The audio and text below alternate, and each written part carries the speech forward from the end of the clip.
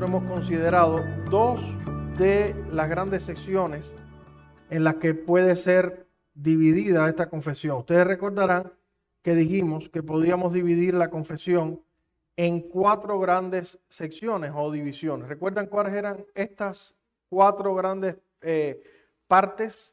La primera, los capítulos del 1 al 8. ¿Cómo le llamamos a esa gran sesión? Que no sé, pastor, hoy que me está levantando la mano.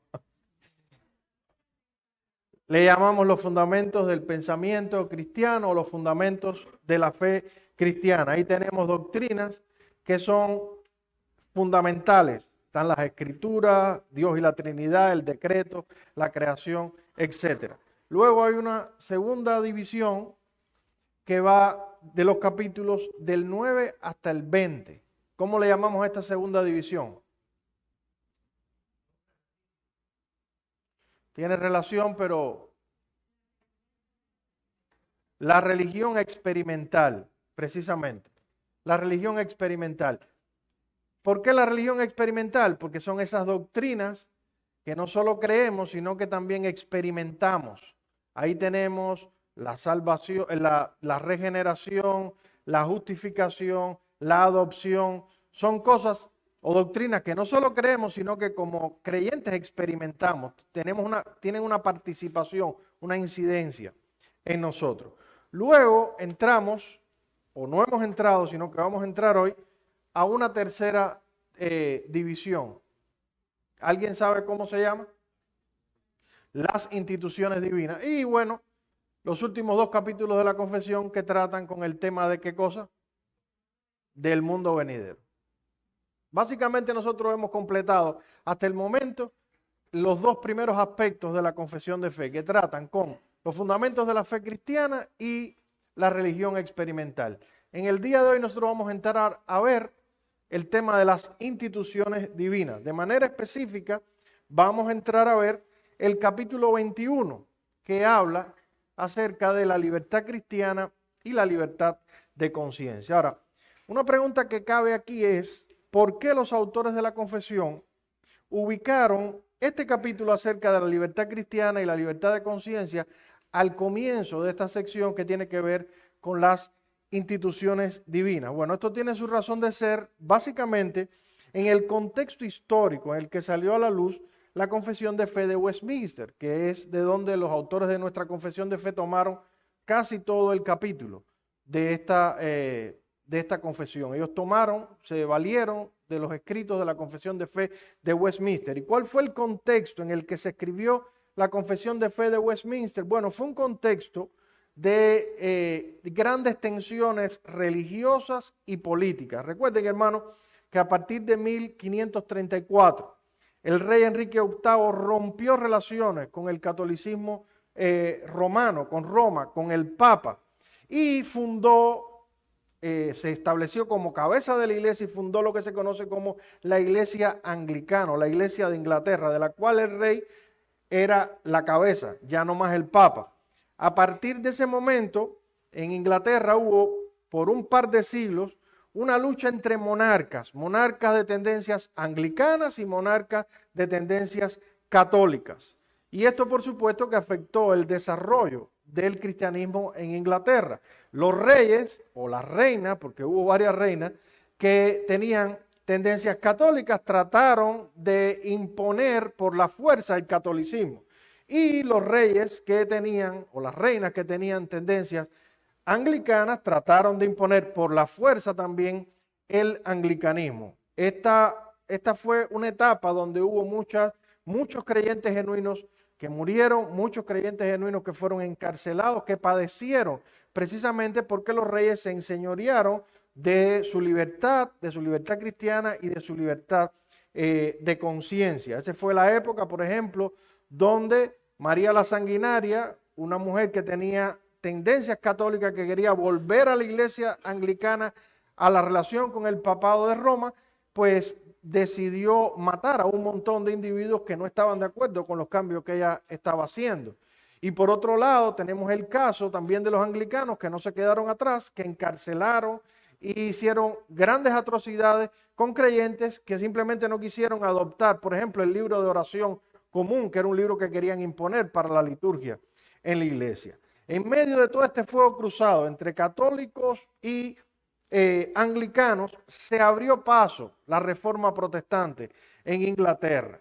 Y en ese contexto hubo mucha persecución, hubo mucho padecimiento para defender la libertad cristiana y la libertad religiosa, la libertad que tenían los creyentes de creer las cosas conforme no la ley establecía o el rey de turno decía, sino conforme a como ellos lo entendían. Esta es la razón por la que cuando el Parlamento inglés, compuesto mayoritariamente por puritanos, decidió escribir la Confesión de Fe de Westminster, ellos decidieron empezar esta sección de las instituciones divinas estableciendo este capítulo sobre la libertad cristiana y la libertad de conciencia. Un capítulo donde dejan en claro que ninguna autoridad, ni eclesiástica ni política, tiene derecho a enseñorearse de la conciencia del creyente. Y eso es básicamente lo que vamos a estar viendo en el día de hoy.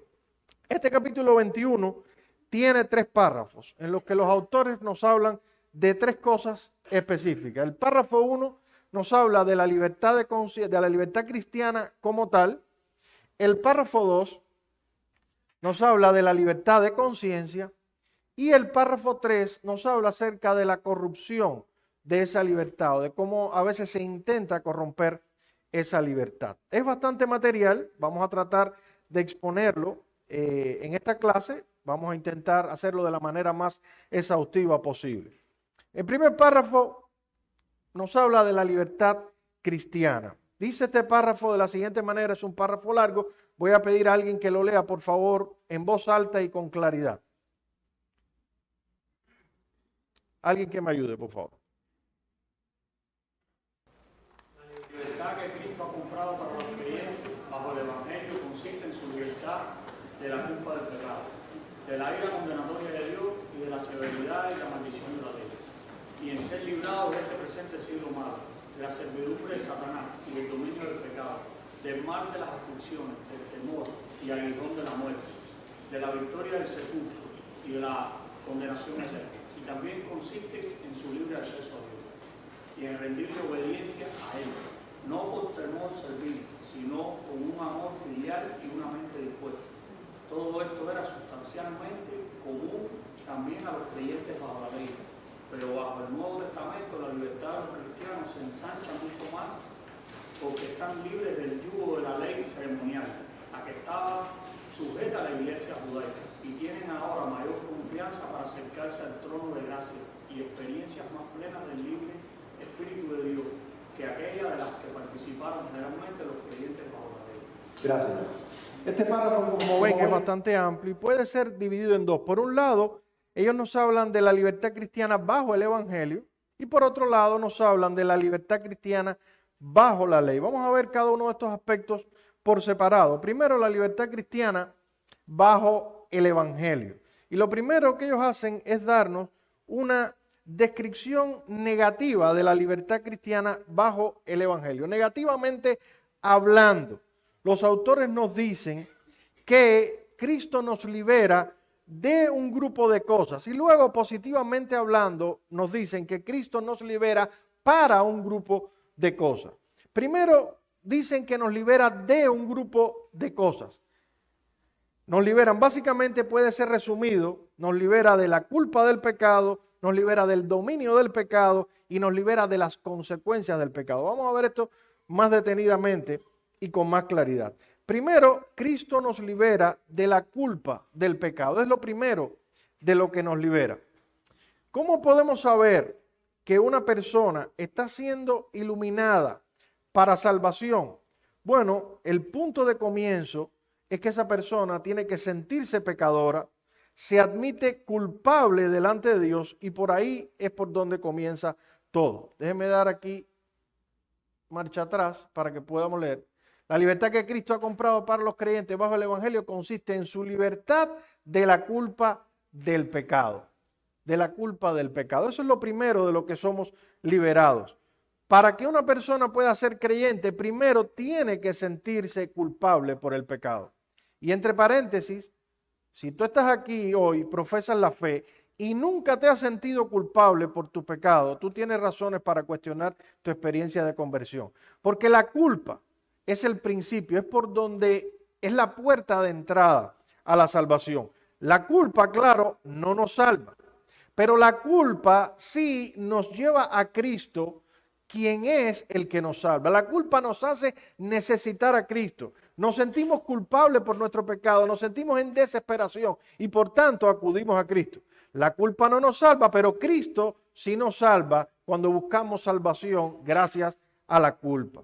Así que, hermanos, eso es lo primero de lo que somos liberados. Lo segundo de lo que se nos dicen los autores que somos liberados, en segundo lugar, es del dominio del pecado. Primero de la culpa del pecado, después del dominio del pecado. Dicen ellos, y en ser librados de este presente siglo malo, de la servidumbre de Satanás y del dominio del pecado. Cuando una persona se convierte, no es liberada solo judicialmente, como dicen algunos hoy en día. No es que solo Dios declara, ya no eres culpable, por tanto te declaro justo y te absuelvo de todos tus cargos. Sí, eso ocurre también, pero no es lo único que ocurre. También hay un cambio real en el corazón del ser humano que ha sido revivido, que ha sido resucitado espiritualmente. Y ese cambio consiste en primera instancia en una liberación del dominio del pecado.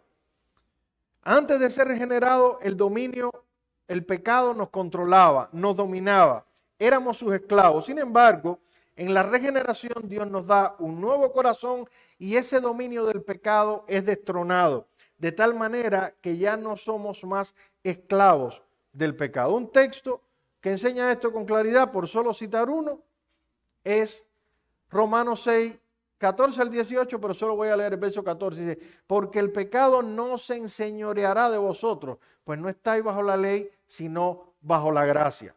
Ese señorío, ese dominio que el pecado tenía de nosotros cuando éramos inconversos, ya no lo tiene más una vez que hemos sido regenerados. Como bien dice Jerry Bridges, si pecamos es porque decidimos pecar, no porque nos falte la capacidad para decirle que no a la tentación. No pecamos porque nos falta la capacidad para decirle que no a la tentación. Pecamos porque decidimos pecar. Porque el pecado ya no es nuestro amo, no estamos obligados a obedecerle. Ahora, no quiero dar lugar a malos entendidos. Noten que los autores no nos están prometiendo aquí para nada que seremos totalmente liberados del pecado. Hemos sido liberados del dominio del pecado, pero no hemos sido liberados de su presencia. El pecado todavía va a estar en usted. Por eso es que aunque usted se convierta, va a seguir sintiendo en su interior una inclinación a hacer aquello que usted sabe que no debe hacer. Quizás alguien pregunte, bueno, entonces, ¿cuál es la diferencia entre nosotros y un inconverso? Bueno, la diferencia es que en el caso del inconverso, el pecado es su amo o su dueño. En el caso de nosotros, el pecado es un enemigo que todavía sigue ahí, pero sigue en calidad de derrotado. Es un enemigo derrotado que todavía sigue dando que hacer. Déjeme ponerle un ejemplo para que quizás lo podamos ver con más claridad. El 1 de mayo del 2003 se declaró que la invasión que Estados Unidos y algunos aliados habían hecho a Irak había terminado. La libertad de conciencia es una derivación o resultante de la libertad cristiana, puesto que Dios, bajo el Evangelio, nos ha hecho libres en Cristo. Nuestras conciencias también son libres. Observen cómo lo presentan los autores en este párrafo 2. Y voy a pedir a alguien que por favor me ayude leyéndolo en voz alta también.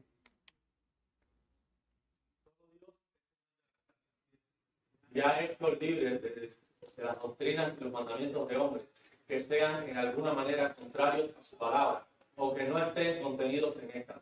Así que creer tales doctrinas u obedecer tales mandamientos por causa de la conciencia es traicionar la verdadera libertad de conciencia. Y el requerir una fe implícita o una obediencia ciega y absoluta es destruir la libertad de conciencia y también la razón. Para comprender este párrafo debemos partir de la declaración principal que los autores hacen del mismo. ¿Cuál piensan ustedes que es la declaración principal de este párrafo. Solo Dios es el Señor de la conciencia. Sobre eso gira todo el párrafo. Ese es el principio fundamental del capítulo como tal. Y sobre esta base o fundamento está todo lo que tiene que ver con la libertad de conciencia. Solo Dios es el Señor de la conciencia. Ahora, ¿qué cosa es la conciencia? Pregunto. Es una pregunta para que respondan. ¿Qué es la conciencia? Todos juntos no, uno a la vez. Alguien que se atreva. A ver, allá, Julio. Es un elemento en el trabajo, pastor, que nos acusa, nos defiende cuando nosotros hacemos algo. Perfecto, exactamente. ¿Alguna otra idea?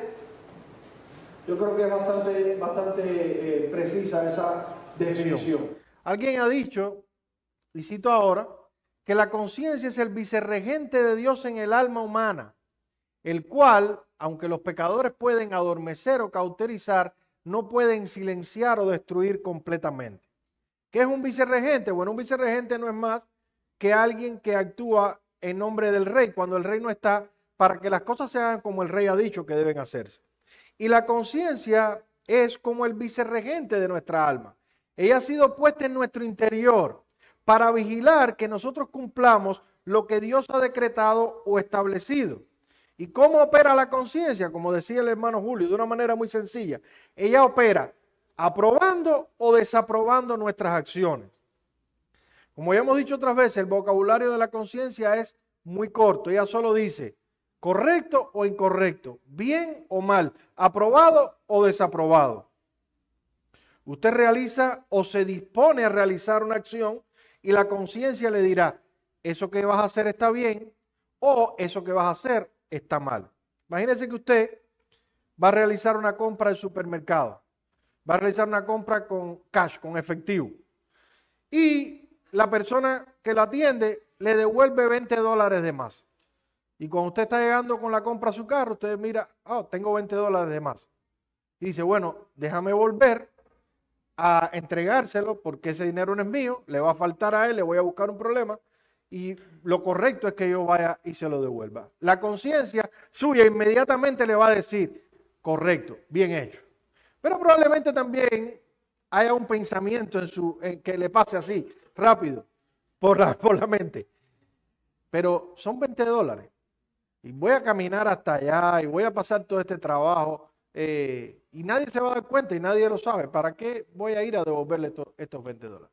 Su conciencia le va a decir sí, pero eso es incorrecto. Eso no está bien, no es apropiado. El resultado va a ser la decisión que usted tome, a quien usted decida oír. Decide oír la voz de la conciencia que le dice aprobado o decide ignorar la voz de la conciencia y hacer lo que usted sabe que no debe. Por cierto, espero que vaya y le devuelva los 20 pesos, los $20 a la persona. Ahora, para que la conciencia emita un juicio, debe haber primero una acción o decisión moral por parte nuestra. Debemos hacer algo que pueda ser clasificado como bueno o malo. Si usted toma $20 que no son suyos, esa es una acción inmoral, porque la Biblia dice, ¿qué cosa? No robarás. Así que no es correcto. Pero imaginemos que usted se toma un vaso de agua tibia cada mañana cuando se levanta. Pregunto, ¿eso es una acción moral o inmoral? ¿Es moral o inmoral? No es ni moral ni inmoral. Es una acción neutral. Es una acción neutral. ¿Por qué neutral? Porque Dios no ha prohibido ni ha ordenado en su palabra nada relacionado con tomar un vaso de agua tibia todas las mañanas. No es moralmente correcto, tampoco es moralmente incorrecto.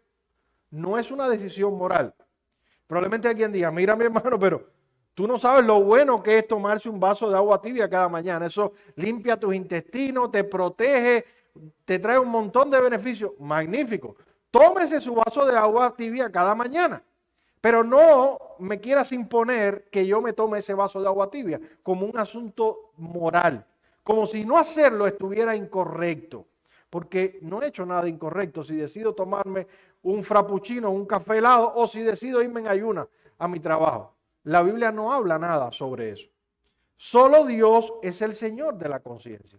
Eso significa que nadie, absolutamente nadie fuera de Dios, tiene derecho a atar nuestras conciencias en aquellas cosas que son o no son moralmente correctas o incorrectas. Solo Dios tiene autoridad para establecer la base moral sobre la cual nuestras conciencias funcionen, aprobando o desaprobando acciones. Esa autoridad no la tiene el Estado, no la tiene el presidente de una nación, no la tiene la Constitución, no la tiene el gobernador de la Florida o el gobernador de otro estado. Ahí tenemos a un montón de médicos que se autodenominan objetores de conciencia porque trabajan en hospitales y los están intentando obligar a hacer abortos, diciéndoles que las leyes están diciendo que el aborto no es moralmente malo. No importa lo que digan las leyes, no importa lo que diga el presidente, ni la vicepresidente Kamala Harris. Abortar es un crimen y es pecado. Y nadie puede hacernos ver que algo es moral cuando Dios ha dicho que es inmoral.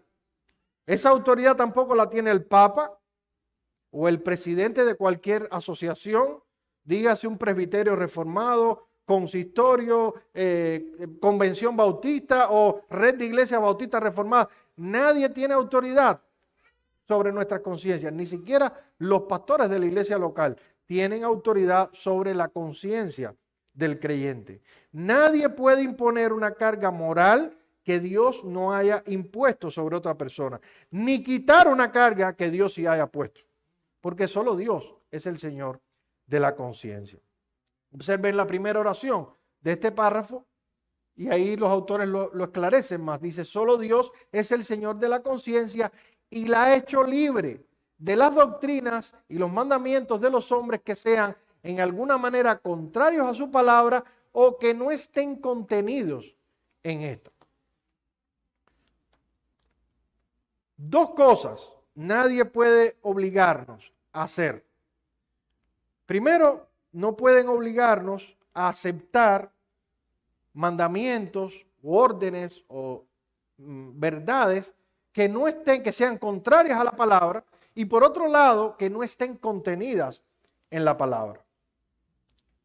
Como creyentes, hermanos, no estamos moralmente obligados a someternos a demandas humanas como si viniesen de Dios, aun cuando sean demandas piadosas, déjeme decir. Cuando los legalistas establecen normas que Dios no ha establecido, generalmente lo hacen con una supuesta buena intención.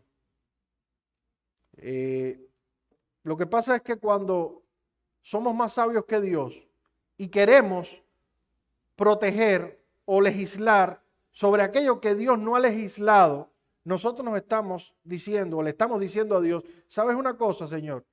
A ti se te pasó esto, pero yo que soy más sabio que tú, a mí no se me pasó, yo voy a legislar sobre este asunto. Tú no has dicho nada sobre esto, pero yo pienso que sí, que deberíamos decir algo y deberíamos hacer una norma donde tú no has hecho una norma. Ese fue el problema de los fariseos en tiempo de Jesús.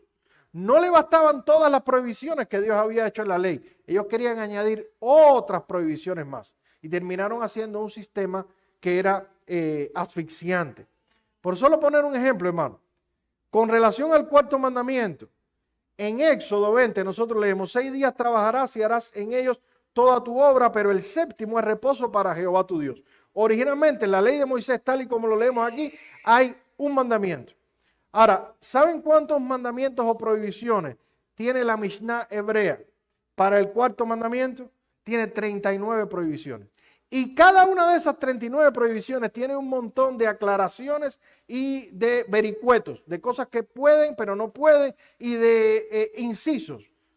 ¿Qué querían hacer los judíos si usted le pregunta con todo esto? Ah, bueno, queremos proteger el mandamiento. Sí, pero a la larga, en vez de proteger el mandamiento, hicieron un sistema que hizo del mandamiento original algo agobiante y asfixiante para los judíos de la época. Si Dios no ha prohibido algo, hermanos, debemos sentirnos libres de hacerlo o no hacerlo. Lamentablemente, el mundo evangélico contemporáneo está lleno de restricciones y normas que Dios nunca ha establecido en su palabra y que en muchos contextos evangélicos se dan por sentado. ¿Dónde dice la Biblia que, por ejemplo, las hermanas no pueden maquillarse, como enseñan en algunos contextos, o no pueden usar aretes, o no pueden vestir pantalones? ¿Dónde dice la Biblia que es pecado que una pareja aprenda a bailar y baile ocasionalmente? ¿Dónde dice la Biblia que beber vino o cerveza sea pecaminoso? ¿Dónde dice la Biblia que escuchar música secular o ir al teatro sea incorrecto? En realidad no lo dice en ningún lugar. No lo dice en ningún lugar. Espérate, mi hermano, tú estás diciendo que yo puedo hacer un uso discriminado de esas cosas y que no hay ningún problema. No es eso lo que estoy diciendo. Yo simplemente estoy diciendo que Dios no ha prohibido ninguna de estas prácticas. Por tanto, tú debes sentirte libre en tu conciencia de participar de ellas si quieres, y si no quieres, no participas. Y si lo haces, entonces tomar en cuenta otros principios de las Escrituras que regulan todas estas cosas. Claro que hay principios que regulan la manera en la que una mujer debe maquillarse y vestirse. Claro, la anarquía. Y esto es importante, hermano.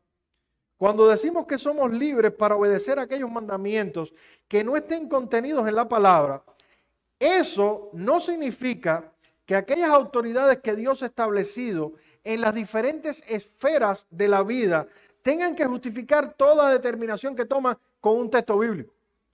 O de lo contrario, nosotros estamos libres de obedecer. Déjenme poner esto con un ejemplo para que lo veamos más claro. Imaginemos que usted le dice a sus hijos de 8 y 10 años que desea que a las 10 p.m. apaguen la luz y se duerman.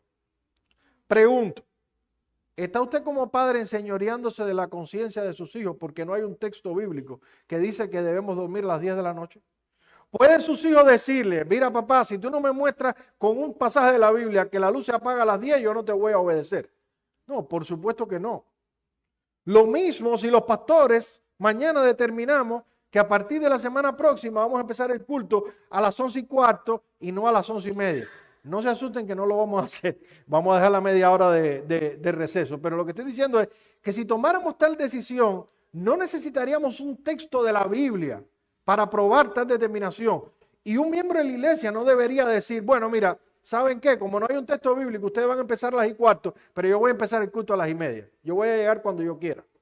No, porque Dios ha establecido diferentes áreas de autoridad y ha dado a esas autoridades la capacidad delegada por él de tomar decisiones en asuntos neutrales. Y en esas áreas donde hay autoridad, lo que debemos hacer es someternos a ellas, no cuestionarlas, a menos que esas autoridades nos lleven a pecar.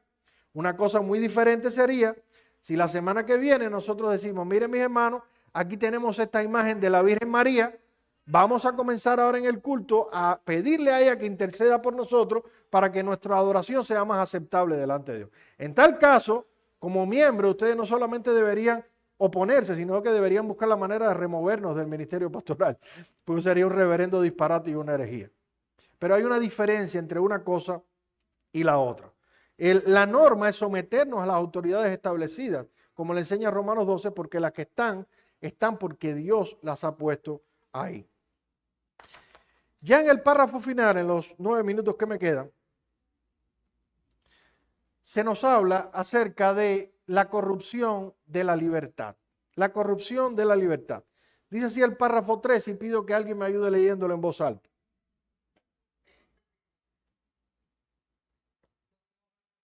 De la libertad cristiana practican cualquier pecado o abrigan cualquier concupiscencia al pervertir así el propósito principal de la gracia del Evangelio para su propia destrucción.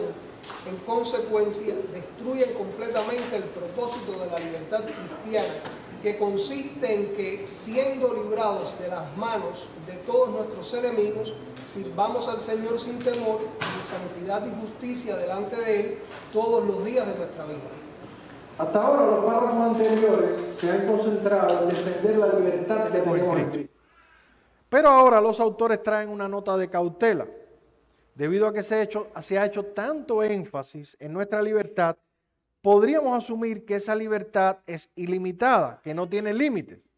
Y la pregunta que nos responden los autores en este párrafo es precisamente esa. ¿Tiene límites la libertad cristiana? Sí, por supuesto que tiene límites. como en todas las cosas, en esto también podemos irnos a un extremo desbalanceado. Y es el extremo de hacer un ídolo de la libertad. Pensar que la libertad es un fin en sí misma. Pero hermanos, la libertad no es un fin en sí misma. La libertad es solo un medio para glorificar a Dios y servirle a Él de una mejor manera. Si el uso que hacemos de nuestra libertad no nos lleva a la obediencia y a la santidad para poder dar gloria a su nombre de una mejor manera, entonces no hemos entendido de qué se trata esto. Y lo digo porque hay muchas personas que se plantan, esta es mi libertad.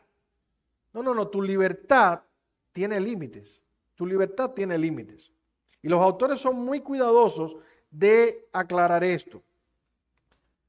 Los que bajo el pretexto de la libertad cristiana practican cualquier pecado o abrigan cualquier concupiscencia al pervertir así el propósito principal de la gracia del Evangelio para su propia destrucción, en consecuencia destruyen completamente el propósito de la libertad cristiana. Siempre ha habido, hermano, y siempre habrá individuos que malinterpreten las verdades gloriosas de la palabra para justificar sus acciones impías.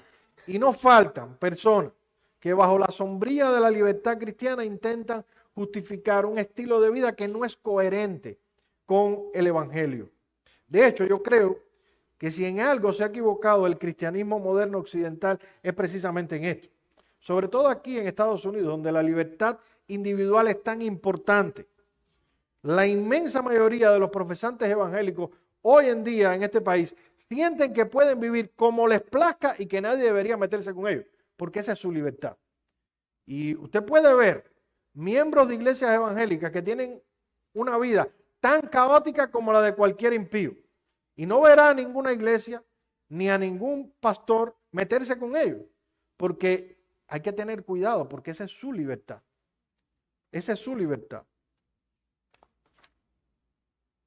Sin embargo, lo cierto es que la libertad cristiana no es una licencia para hacer lo que se nos venga en gana.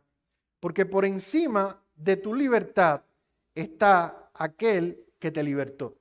Y ese sí tiene todo el derecho y toda la autoridad de determinar cuáles son los límites de tu libertad. Porque a él le costó su propia sangre.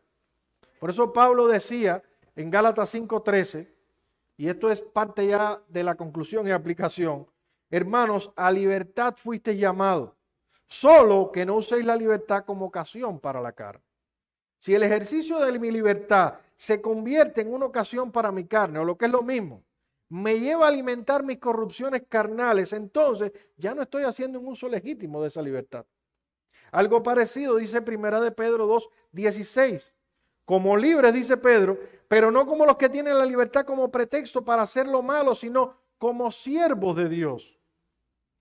La libertad no es un fin en sí misma. Noten que Pedro dice que fuimos liberados para vivir y servir como libres, pero a la vez para ser siervos de Dios. Y la palabra siervo ahí es un eufemismo. En realidad es esclavo. Si tú eres libre del pecado, pero no es para hacer lo que tú quieres, eres libre para venir a ser esclavo de Cristo. Él es tu dueño ahora. Ya el pecado no se enseñorea de nosotros, porque Cristo es nuestro Señor. Y un Señor tiene derecho a decidir lo que hacemos, cómo lo hacemos y bajo qué parámetros lo hacemos. Los que actúan de esta manera impía, dicen ellos, destruyen completamente el propósito de la libertad cristiana. ¿Cuál es ese propósito? Ahí está, hermano.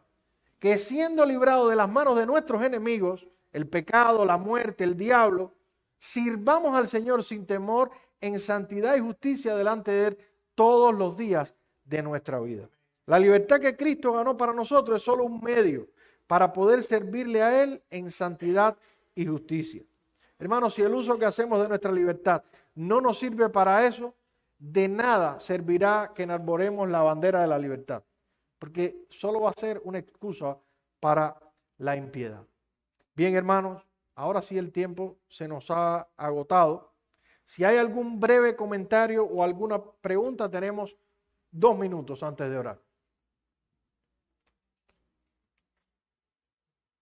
No, pues vamos a orar, vamos a pedir al hermano Amado que él nos despida en oración.